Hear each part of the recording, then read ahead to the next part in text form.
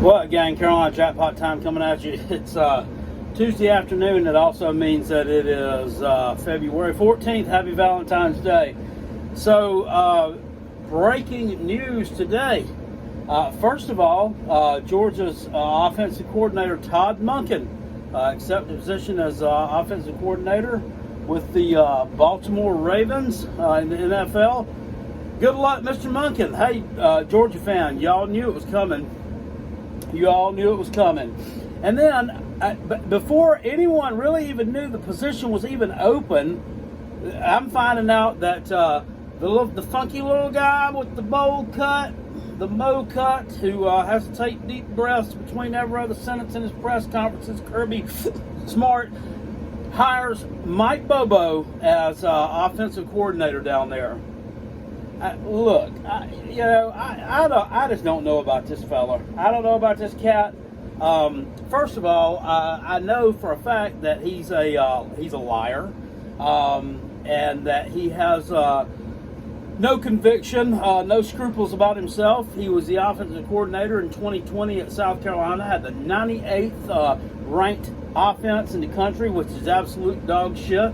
To that point, he did not have a quarterback to work with. He inserted his transfer from Colorado State, Colin Hill, there as quarterback.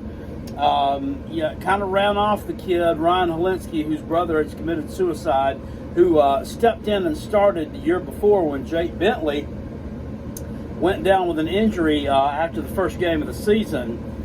Now, we can look at that, a few years later, hindsight being 2020, and say, maybe Bobo was right about Ryan Hilinski because he went to Northwestern, transferred from South Carolina after that season, and he never put up good numbers there. Never did pan out. Always threw more interceptions than touchdowns. So maybe it was just a Ryan Hilinski thing, not a Mike Bobo thing. But he did have the best rusher in the SEC there, in Kevin Harris that year. Still finished the season up 2-8. Will Muschamp got fired. He agreed to take the offensive coordinator position for Shane Beamer because Shane Beamer needed somebody there to kind of bridge the gap between the Muschamp tenure and his tenure.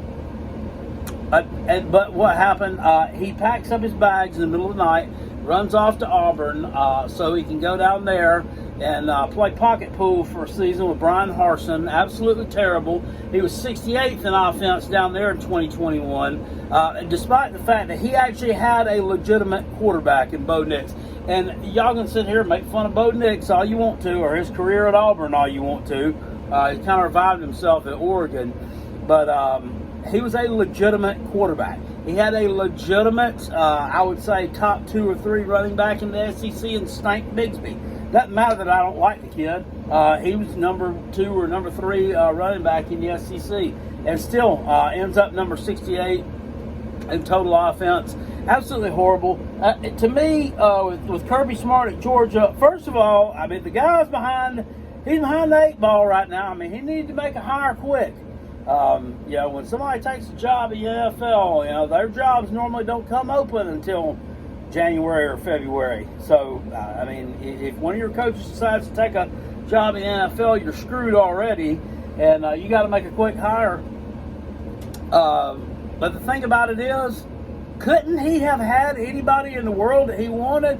Couldn't he have had just about his choice of coaches to be offensive coordinator? I think he could. I think he could have plucked the best from the best. Given the fact that he's won back-to-back national championships, and Mike fucking Bobo is the best that you can come up with, that just seems like a hire out of convenience. Maybe, just not, I want to say nepotism, but just kind of keep it in the Georgia family kind of hire.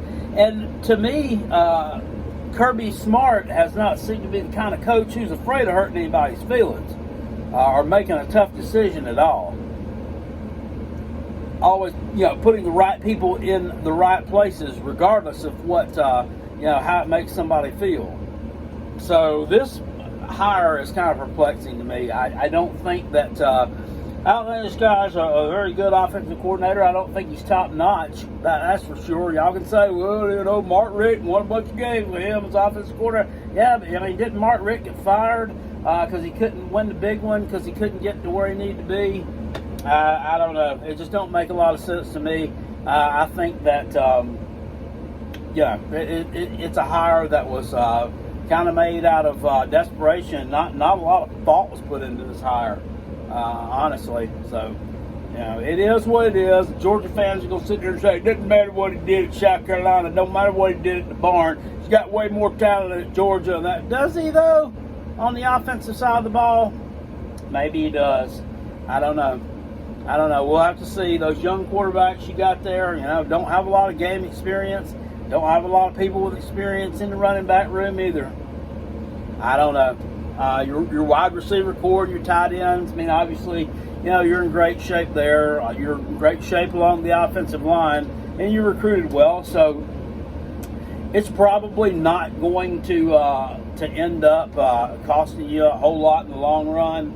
But I just think that it's a little bit crazy when you could have had anyone in the world, and this is who you come up with. Bobo the Clown.